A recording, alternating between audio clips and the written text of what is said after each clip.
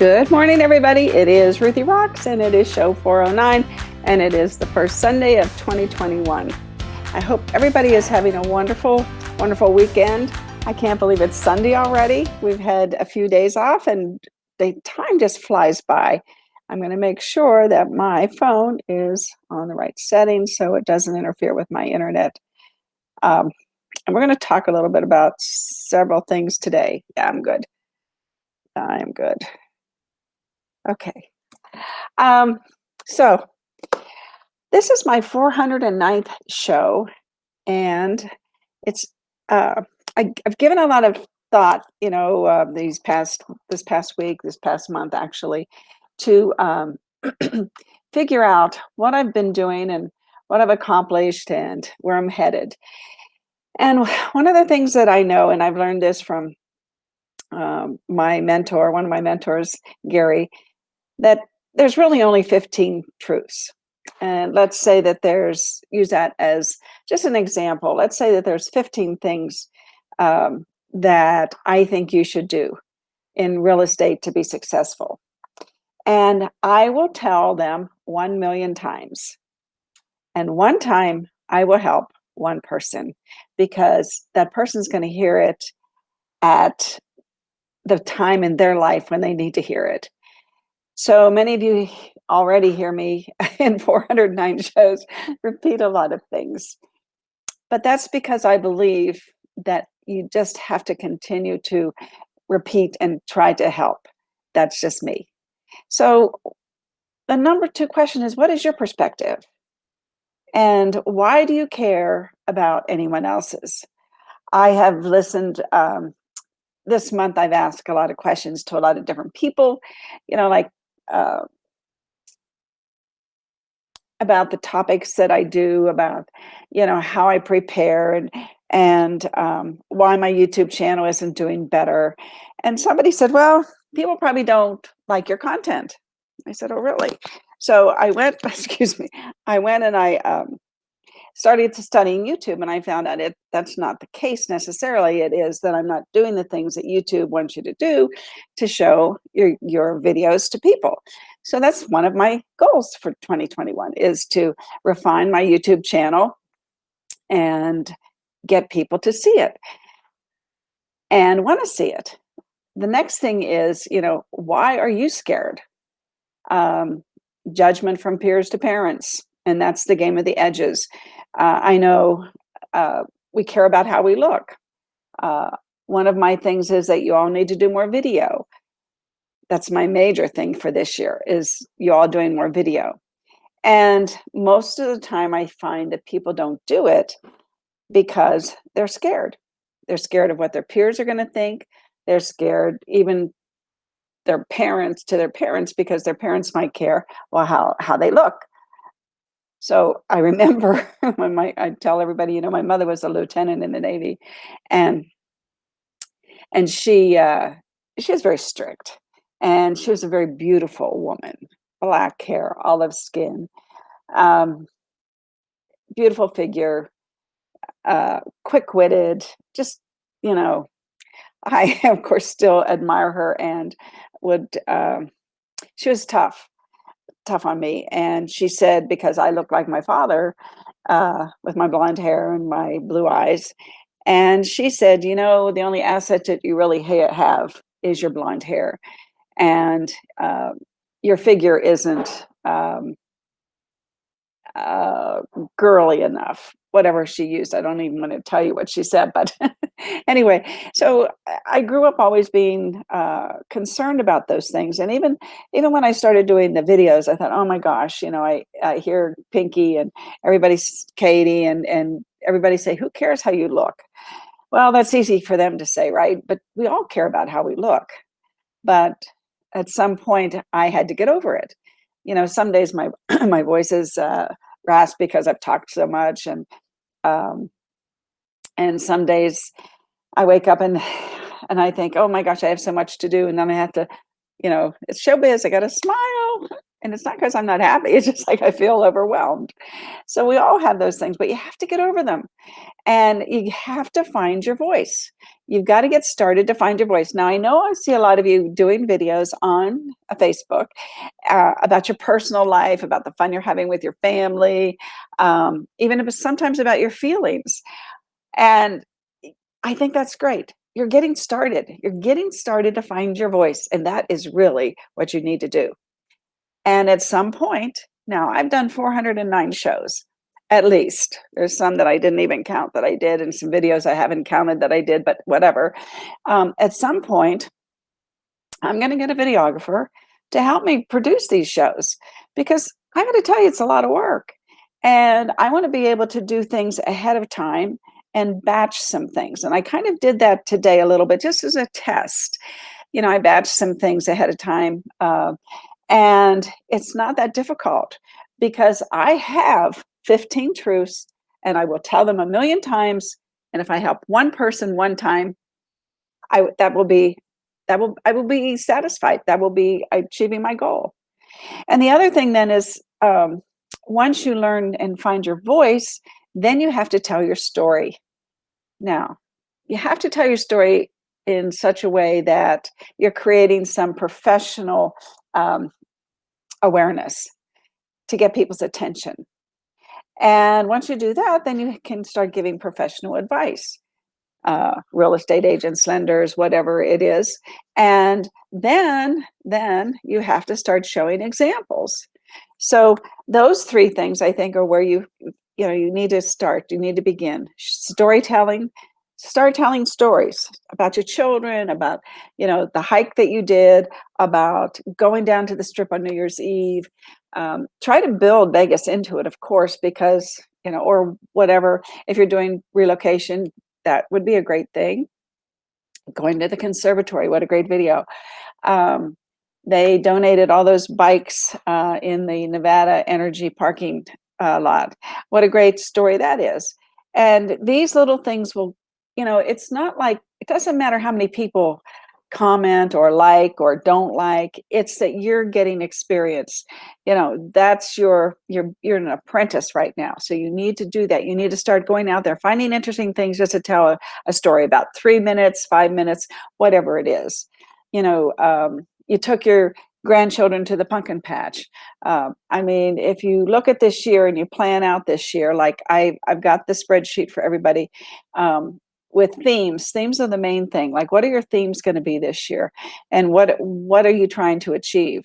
Are you going to start storytelling first and then you're going to start giving professional advice? And then are you going to show examples of, some transactions that you had, some testimonials from your clients, and then all of a sudden, if you get a plan and you stick to your plan, by the end of the year, you'll have maybe 300, maybe videos, maybe 52 videos, maybe you're going to do twice a week, maybe you're going to do 3 times a week, whatever it is, but you will have accomplished something. And that's my number 6. Contextualize your time. Don't spend times on things that don't exist. So we waste time. We really do. And we have to realize that what we want out of life takes time. And so if we waste our time, then we're not contextualizing time. We're wasting it. We're letting it go. And good morning, Leslie. Good to see you. By the way, Leslie, I love your puppies. Oh, she's got the most adorable little puppies. She's I guess the foster home for them. But I digress a little bit. But anyway, and then I think the other thing is success. Is success money to you, or is success happiness? I think you all really need to think about that this year, today, tomorrow, and think about what really makes you happy. And if it's about the money, maybe you need to get a product and just sell a product. That would make you money. Would that make you happy? Okay, fine. The Bible says, that people say that the money is the root of all evil, and that's not true. The Bible says that love of money is the root of all evil. In other words, that you love money more than you love, other things in your life that perhaps you should be loving. And so if you love money so much that you spend all your time and end up with regrets in your life because you don't have a life, you just have a bank account, you need to think about that. And I remember Gary Vee saying, we should all visit an old folks home. That's how he put it. And ask them what they have to say about their life. And the first thing they'll say is the regrets, what they didn't do in life. So if you're just chasing money, you may end up with regrets in your life. And that's not necessarily where I want to be. And I name my dog Be Happy. On all my calendars since Outlook came out with calendars, the first thing is work out and be happy. And those things are just important to me. So you have to define what success is. And if it's happiness, happiness can be, it makes a person feel good when they're afraid to do something, right? And then you're afraid to get on that bike, and then finally you get on that bike and you feel happy because you accomplished something. And that's really a very elementary example, but in real estate, you start writing those personal notes, and and before you know it, and I've told you this, my biggest problem about the notes is the addresses. Because people move, and I have their phone number, I have their email, I have their, everything about them, but I don't have their address. And so perhaps you need to take a day and just organize yourself to find the addresses. And then when you sit down to write your personal notes, it won't be so complicated or so much a chore. Let's put it that way. So I think that's very important that you get yourself organized. And once you're organized, then things just kind of go in that little hamster wheel, right? But you are not the hamster in the wheel. The system is already working for you. And so I really, of course, I want everybody to write personal notes. That's one of my 15 truths, right? And I'll tell you that a million times. So anyway, I was looking for the changes that perhaps people see in today's world. And I was listening to Gary Vee, and I have 3 videos. One video is with Kevin O'Leary, and he's going to talk about how the digital world that we now live in, which is quite differently than a year ago, right? Quite differently. We were still, being with people. We didn't have to just do everything over the Ethernet, right? Over the internet. So I think that we're going to watch this, and then I want to talk to you. I have 2 other ones that Gary did. Now, he says a couple bad words in them. So I want to show you the first one where he doesn't. And then if you want to stick around and listen to the other 2, because one is about time, and the other one is about your perspective. So, but again, he uses the F word. I want you to know that. John said it's Sunday. I shouldn't really, show those. So I'll show you the good one first, where he doesn't swear. And then if you want to sign off, I will see you tomorrow. I will be here tomorrow. And, but if you want to hang out and see the last 2, that's fine too.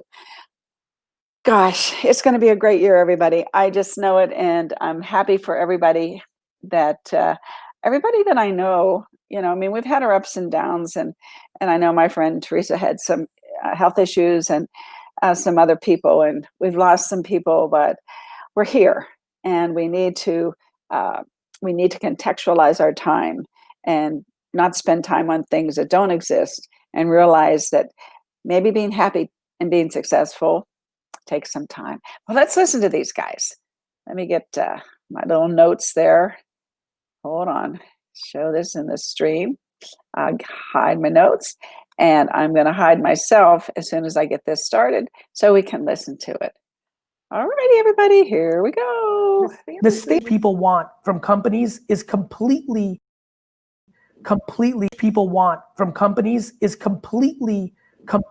impossible for most companies. They may be good at the environment, but they're bad at wages. They may be companies are a convoluted animal, just like people. You got your perspective. I just want to be happy. Don't you want to be happy? And we're going to just jump right in. First up, we've got none other than Kevin O'Leary. He's not only the star of ABC's Shark Tank, he's an active photographer, a watch collector, guitarist, and author of 3 #1 best-selling books. Welcome, Kevin. Great to be here. Thank you so much. Kevin, it's a real pleasure to have you here. First of all, how have you done through this pandemic, both on a personal level and maybe a macro kind of like a business level? You know, because this pandemic has created a lot of, you know, winners and a lot of losers. It's been very all over the place. You have a vast portfolio. You know, how are you? And then how is your business world? Well, you know, Gary, that is the question for everybody in America today. And you're right, there are winners and losers. But, you know, personally, I'm adjusting just like you are to living a world in a digital way. Just every day I communicate as we are right now. And all of my companies, I have over 50 portfolio companies now, have gone through this incredible transition to what I call the digital pivot, America 2.0. The ones that have survived, you know, first of all, we've gone through this 7 months now, have been able to tell a story online, shift to direct-to-consumer sales, become very proficient at logistics, and have been able to just take away what they lost from retail sales and sold it direct to customers. So in this crazy outcome that I could have never foreseen, 80% of the portfolio, even though revenues are down, are actually ahead of free cash flow forecasts. Why? Because they've gone from just doing 10% direct to consumer to doing 40 to 50% direct to consumer at almost 100% gross margin, and they've saved their companies. Now, the ones in travel, the ones in entertainment, the movie theater businesses, the wedding Live industry, events. the live event stuff, I'm sorry, they're going to zero. And that's 20% of my portfolio. But 80%, that's fantastic. They're going to make it. So let's frame up the question that this whole show is going to be about, and we have an incredible lineup starting with you. Where is the customer's attention? How do you synthesize that question, and what is the answer? Well, never in our lives, Gary, have we had the opportunity to have such a captive customer. They are sitting at home just like you and I are. They are looking to be entertained, communicated with. They are willing and able to purchase products and services, but they want it done conveniently and delivered directly to them. They are not going to go get it anymore. This is the digitization of America in a very fast way. And what I've learned, and this is really binary, I used to have this joke, Gary. I used to tell people, well, what career should you have? And I'd say, well, there's 3 careers if you're going to go to college and invest in yourself: engineering, engineering, and engineering. But now, you know who I'm hiring? Story writers, videographers, photographers, editors. I'm having to compete all around the world. I'm hiring some people in Israel and Italy and France to cut video because all of my companies are telling stories on their websites. And so we have now empowered a whole new generation of artists who are doing phenomenally well that I would have never guessed. Storytelling, direct communications with your customer, compelling them to watch that 19, 20, 39, 49-second video that communicates what your product or service is what the successful companies are doing. And we are spending millions of dollars doing this digital pivot. Obviously, because of Dragon's Den and then Shark Tank, you have a personal brand. How have you, the human, because you're talking, you know, it's obviously, as you can imagine, I'm listening to the first 5 minutes of this conversation. I've been spending the last 11 years building a communications Death Star to do everything you just talked about, because I basically believed that the internet was going to squeeze the middle. Everything was going to be direct to consumer, whether that's OTT or e-commerce, and that the ability to storytell and run the arbitrage and the distributions was actually the game. So I like those chess moves of how they played out to me. I'm curious, because I'm sure a lot of people who are watching are curious right now. What about you yourself within social media? Have you, in these 9 months, because I'm sure you've been busy helping, mentoring, I'm sure you run constantly on calls with entrepreneurs, these 50 plus businesses, but what about you and your own personal brand? Have you picked up a platform? Have you started to use LinkedIn from a content standpoint? Have you downloaded TikTok? Where you the man, you the shark, you the wonderful, where do you sit personally right now with social or content creation, whether first party, because you grab the phone and do it, or whether you live a little bit of the game I play. I have D-Rock, ironically, is here for the first time in 7 months, have somebody producing for you. You, the personal brand, what's the production around that, if anything?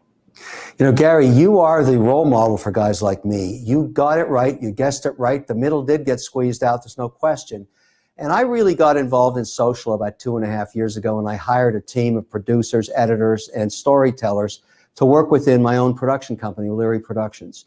And what I learned, and this is the paramount, maybe I'll give you credit for this, because certainly watching you, you cannot bullshit people. You can't lie to them. You have to be totally transparent, whether that's good, bad, or ugly. You got to tell the truth. That is what a personal brand is built on. Yeah. The minute, it's almost like the analogy I use, I teach this stuff now. I'm here in Boston. I used to do lectures in person, but now I do them virtually at Harvard and MIT and Temple and Notre Dame. And I talk about this stuff primarily to graduating cohorts of business students and engineers about entrepreneurship. It's like dating. You know, when you fall in love and you meet somebody and you're just empowered by that magic moment. And I draw this analogy all the time. It's so wonderful. And everybody should fall in love with whoever it's going to be. But then as time passes, things change. And maybe a year or two later, you're thinking about cheating, okay? And you do. Now, you have a decision to make after you've done that. Do you tell the truth to your significant other, or do you keep it a secret? And here's why I bring it up for business. You're going to get caught. 100% of the time when you cheat, you're going to get caught. Because you didn't tell the truth, your significant other can never look at you the same again. You've lost 50% of the equity in that relationship forever. It may not break up. You may go on, but it will never be the same. Yeah. And in business, the first time you lie to your customers, your constituencies, your shareholders, you lose 50% of the equity forever. Better to tell the truth and take the hit. And the ownership and transparency and intent around the I'm sorry. That's absolutely right, everything out of your mouth, comma.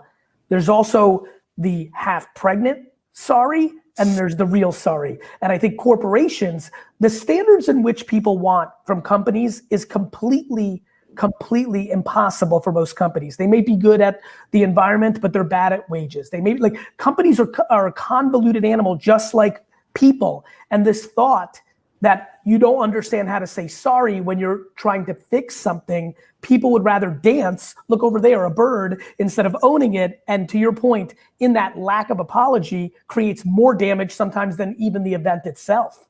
Yes, I mean, that's exactly it. And I tell all my CEOs now, look, do not lie to the customers. Don't lie to your employees. Don't lie to me. Don't lie to anybody, your shareholders even. Take the pain, take the hit.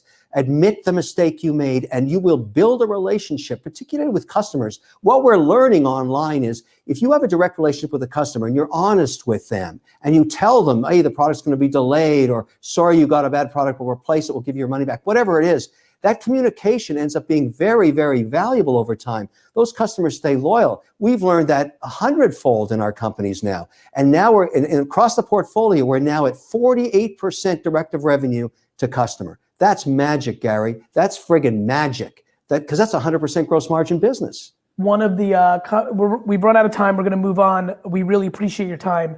But one of the fun topics in the chess game of what you're talking about is channel conflict for the people that still rely on a lot of business from retail, as retail's watching them go around them. And that is going to be interesting battles of the next decade in business. Let's talk about that next time, my friend. Thank you so much. Take care, Kevin. Bye-bye. YouTube watcher, what's up? It's Gary Vee. First of all, thank you so much. I hope you're doing super well during these times. I also want to ask you, please subscribe, because my commitment and exploration of YouTube is about to explode. Stories, polls, more content, more engagement, more surprise and delight. This is the time to subscribe. I hope you consider it, and I hope I see you soon.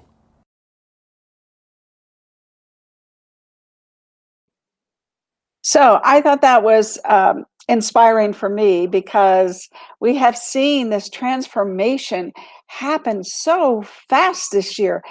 And I have always been a digital person. As you know, I'm a geek. And I knew it was going to happen.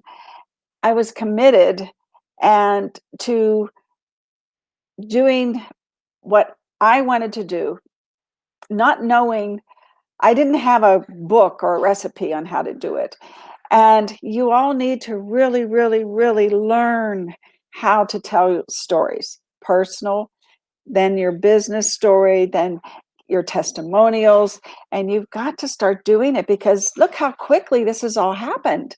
I mean, it has just happened overnight, literally overnight. And, our market right now is on fire. So things may seem like a given, like, well, I don't need to do what Ruth is saying because I'm doing 2 deals a month. I'm doing 3 deals a month. I don't need to do that. But what's happened, and Gary Vee is one of my great mentors, and I watched him back when he was on YouTube, and now he's 43, so that's like 25 years ago. I was watching him on YouTube talk about wine when he couldn't even drink it because he wasn't old enough. But he was consistent, and I kept watching him, and I thought, if I'm watching him, probably other people are watching him. And so I hired someone, great fella named Lee. He's no longer in the social media business, but man, did he help me get started. And I want to help you all get started. And I know some of you are doing some things, but you're not doing enough yet, because I believe our market is too good right now, and you think you don't have to. But there's not a better time. Just think about this. There's not a better time to get started, because let's assume that you get started. Leslie and Annetta, and I know Annetta, you're getting started. I saw the campfire. I saw all that. That was great. And I know, Leslie, you're talking about your dogs and things like that and doing some videos. That's fantastic, but don't stop. I don't care if you get one comment. I don't care if you get one view. Just keep going. Just keep going and keep going until you feel comfortable walking down a street and talking about the listings on that street, and what the prices are, and what the payment may be, and why people from California should move here, and get your script together and walk down the street and start doing it. And don't worry about how professional it looks right now. That will come, but you've got to get into the rhythm and get feeling good about it. Because my point is, because John always says, land the plane, Ruth. Okay, so you need to get started now while this market is like this, because guess what? Things change. Look how quickly this year changed. Well, things can change again. I mean, we're faced with a totally different political landscape. We really don't know what's going to happen, although I do believe, as Brian Buffini does, that we like diversity, we like compromise, we like the fact that we're almost a 50-50 government right now. But that can change in 4 years. Are you going to be in business in 4 years? Of course you are. So use today as your premier. I'm going to sit down and write myself my goals when it comes to doing video and storytelling, and then giving people advice, and then getting testimonials, and start doing it, because I know there's other agents out there doing it. Not a lot, but guess what? Did you hear what O'Leary just said? And Gary said, the middleman is going to go away. So when the middleman possibly goes away, you need to be there. And who's the middleman? Could be Zillow. Who knows? Zillow only did, this year, they did 50% less home transactions in Las Vegas than they did in 2019. So 2020, they did half of what they did in 2019. Now, why is that? You know what? I'm not really sure, except that the consumers were online and we were online. I think that's why. And we were doing open houses online. So, and I think you were reaching out to people because you were at home. There was something there that made it happen. I'm not sure what. I'd love to hear what your ideas are. But for some reason, the iBuyer platforms, they did 50% of the business in 2020 than they did in 2019. There's a reason. So again, I just implore you, please start getting your video act together. Start thinking about doing a regular show. And I've talked about this. I know. What do we say? I'm telling, there's 15 truths I'm going to tell them a million times, and one time, 1 or 2 or 3 or 4 or 5 of you or 10 of you are going to listen. So now, Gary did some other videos. The next 2, it's 9:33. If you want to stick around, I'm going to play them. I actually took pieces of some videos, and I'm becoming a production company. And you might want to listen to them, you might not. But if you do, here they are. Hi, good topic, on point. Hi, Dana. Thank you so much. I always enjoy your comments. Your comments are my oxygen, which give me energy. So I love it when people comment. And I know I don't ask for it enough. I'm timid in some ways, believe it or not. And I have a hard time asking people for, for comments and for, shares and things like that. But of course I want you to. And I appreciate that so much when you all comment. And Leslie, thanks for joining me today. AG Mac and Dana, and I know Annetto's watching. Okay, so anyway, that's what, if you want to watch these with me, please do. He does swear a couple times, so but I think the information's good, so I don't always listen to the swearing. All right, here we go. They're living through a transformative technology known as the internet. It is now finally 25 years old and mature.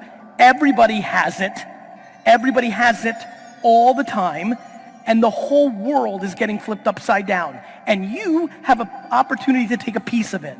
The problem is everybody wants to take the whole piece.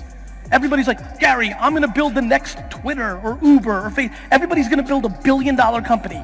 News alert, you're not building $1 billion company. How about just building a company that you like and makes you happy? How about just doing something you like every day? Everybody's got to, right? Like, how about that? How about people in here realizing that they have a job that might pay them a little bit more than something else, but they hate it, but they're not willing to live in a more humble home or drive a more humble car, and so they have a miserable job just to pay for shit that they have to impress other people that they don't even like. How about that fucking conversation?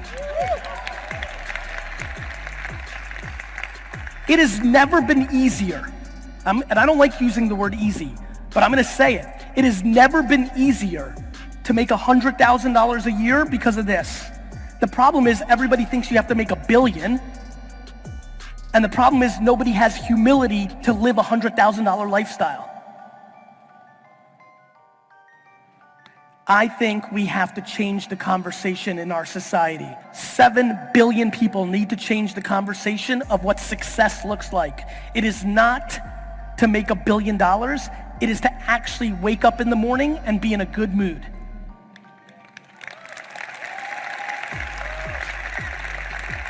And whether that is me, who loves the game of entrepreneurship so much that he goes so hard every day because he just loves what he does, or if it's somebody who only wants to work 25 hours a week because all their other passions are so interesting to them and that's what is good for them, we have to allow for everything.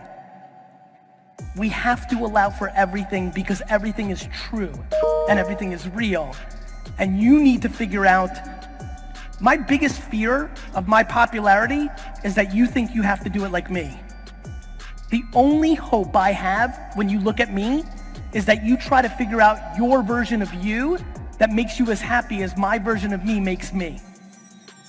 I want to remind everybody here, I'm 43 years old, which means when I loved entrepreneurship in America, nobody else did. It was not popular. So I loved this thing before it was this thing.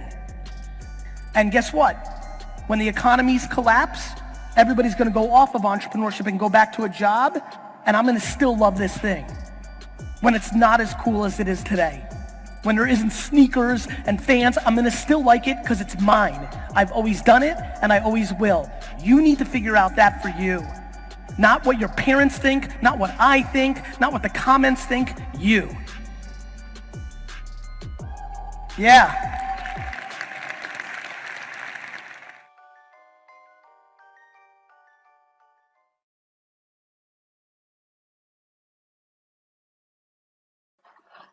Well, so basically what he's saying is, you know, perspective. You need to do what you want to do.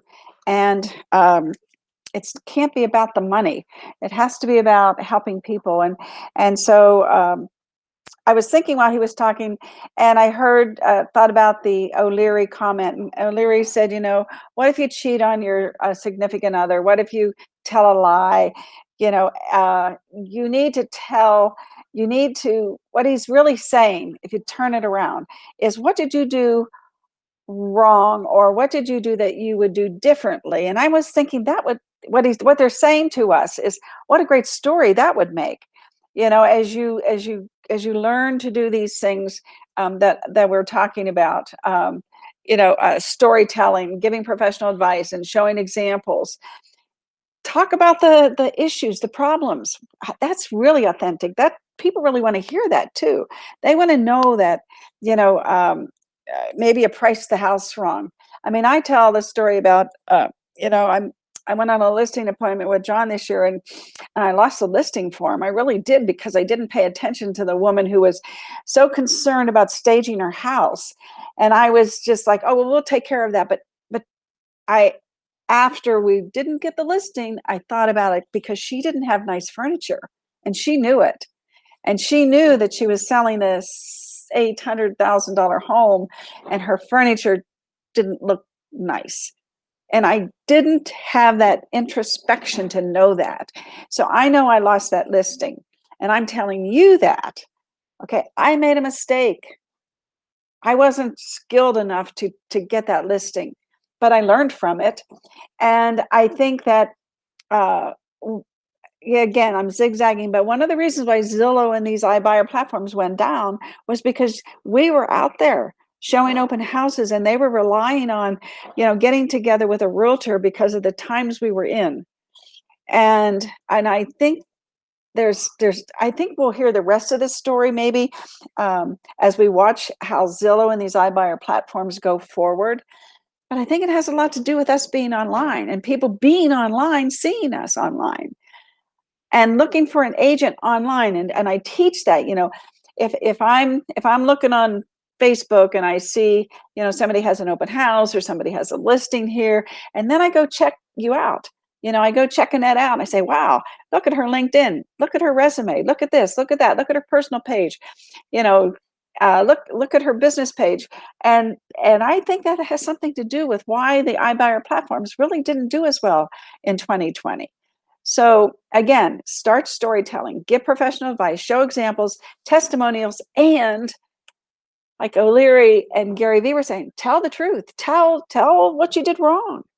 I think that's really cool. I think that we should really think about that and really do it. I lost the second listing too for him.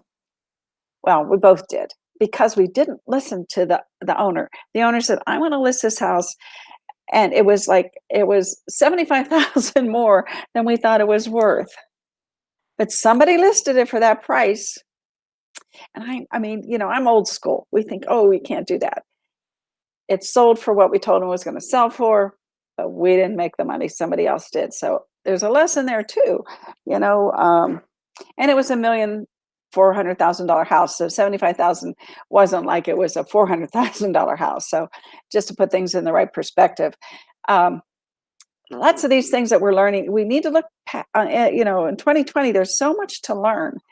And I want to show one more video that Gary did. And again, I think he does a little more swearing in this one too, but I still want you to listen to it. But before I do that, for all of you that are listening, you know, I did this last year on one of my Sunday shows, and I'm only going to read, there's 3 paragraphs to this. And it's, somebody wrote it, it's an anonymous poem, but I know that some people maybe put their head in the sand in 2020, and they didn't want to you know, do things that maybe they needed to do to get more business. And so they might not have had as much success. And then I think that there's some other people that did do the things that they thought they should do, and they still didn't have the success they wanted. So I want to give this little bit of encouragement. I love this last paragraph. I'm going to read it, and then we're going to watch Gary Vee, and then I'm going to say goodbye. So, success is failure turned inside out, the silver tint of the clouds of doubt. And you never can tell how close you are. It may be near when it seems afar. So stick to the fight when your heart is hit. It's when things seem worse that you mustn't quit.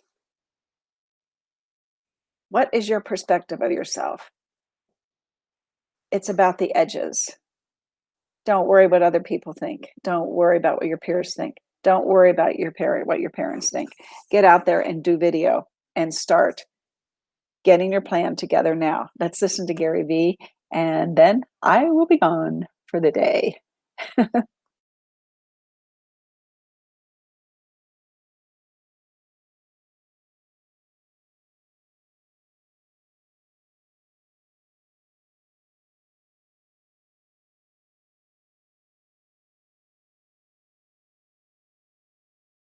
If there was, out of all the things we talked about, if on my parting shot I can inject something into you, it would be one thing. For you to feel the way I feel right now, about 43 years old. If you knew that, if you actually knew how much more time you had, if you could context how uncomfortably young you are, if you guys could understand that you're a part of a generation that means you're gonna live four more full lives. From the day you were fucking born to right now, you're gonna do that 4 more times. If you can contextualize that, if you could contextualize the blessings you guys have, that you don't live in a culture where you're expected to be married at 25 and have a kid at 26, that there's normalcy created around the fact that you can go and have a 20-year career and then start your family if you chemically or intuitively or culturally or internally want that for yourself.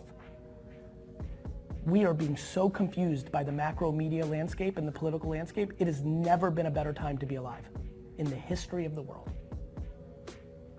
For everybody who's being persecuted for looking different, I remind a lot of my friends to go talk to their great-grandparents and ask them how it went for them. This is why we need to spend more time with elderly people that are not our relatives. You want equal pay and like this and that? Cool. Go talk to a 63-year-old professional woman. Like, shit's good. And a lot's bad.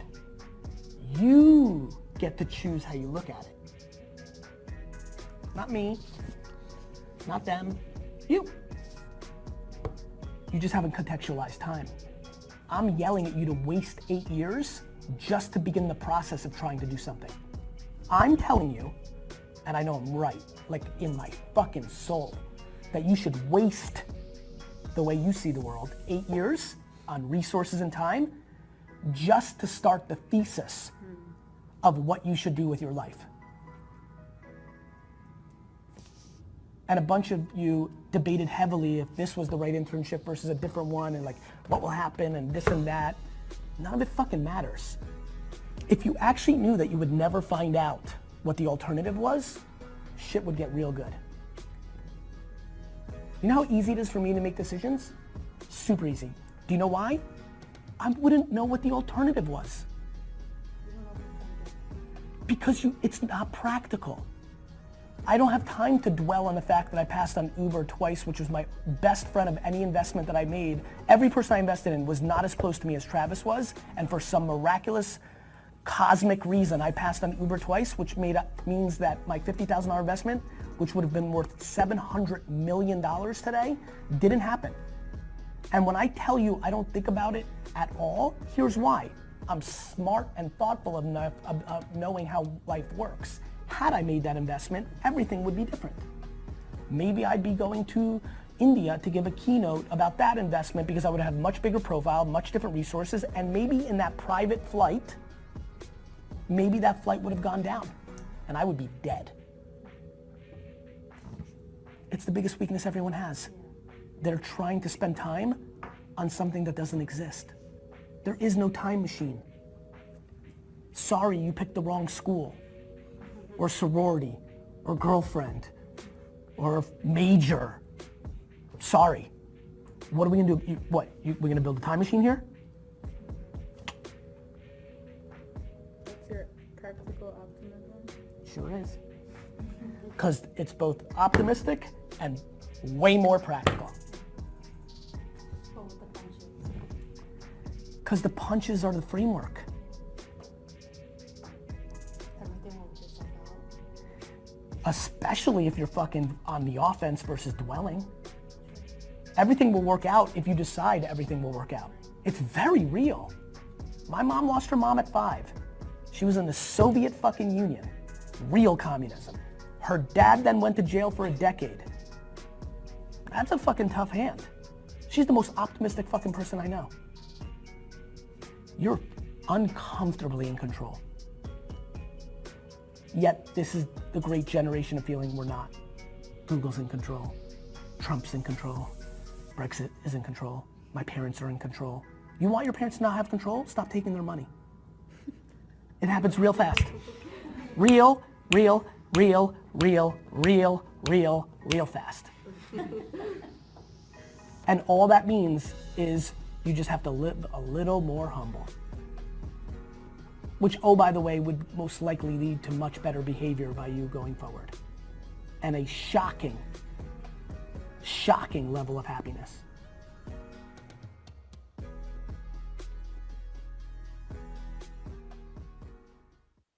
A fancy car, I don't want you. So, again, let me put it all together for you. Don't miss this opportunity. The iBuyer platforms didn't do well because people were online and they were watching you and seeing you and using real estate agents for reasons. And that's because the market's so hot and there's so many different things going on. It's not always going to be this way. So now is your opportunity, and don't miss it because people are online. Your opportunity to contextualize your time is now. It will pay dividends later. Social media, 5, 5, 5, and 5 every day. Start doing videos now. Start doing personal notes now. Start sending items of value now. Start walking down streets and doing videos of houses that show people that you know about. Tell people your mistakes, or let's not call them mistakes, things you might have done differently, like I just did. Start telling people all about the market and get yourself out there, because they will remember you when maybe the digital world that we live in today may change. Everything in my life has changed. Take it from me. Things change. That's what Gary's trying to tell you. Go talk to a 63-year-old. Well, I'm 73. How old am I? I'm going to be 74, I think, this year. Talk to me. I'm telling you, things change. And if you can do things when you have the opportunity like you do now to go out there and do these things, and believe me, social media and being online and doing videos, and you can cement your future right now this year by doing these things. Simple things, 5, 5, 5, and 5. Start doing your videos, start telling your stories, and then write your personal notes, send your items of value, do open houses, get out there, because things are going to change. They always change. Okay, so you think, well, I have a year and a half. Well, you have a year and a half, but you can't wait till the year and a half is over. You can't wait till the year and a half is over and then begin. You got to begin now. Then when it's a year and a half from now, you will have all that information out there. You will have yourself online. You will have, let's see, every year, 7,500 comments, shares, direct messages, and likes. And you'll have all that that'll push you into the future no matter what happens. And I guarantee you it's going to change. I'm not saying it's going to get worse. It might get better. But at least you've got something out there to be better, because you've been better. And that's what you have to do. You can't wait. You have to start now. And I am going to hammer you this year about doing it, because I think that I personally think we have 18 months to 24 months to make the rest of your life happy. So we got to start now, contextualize our time, and love you all. And I will see you tomorrow. Bye.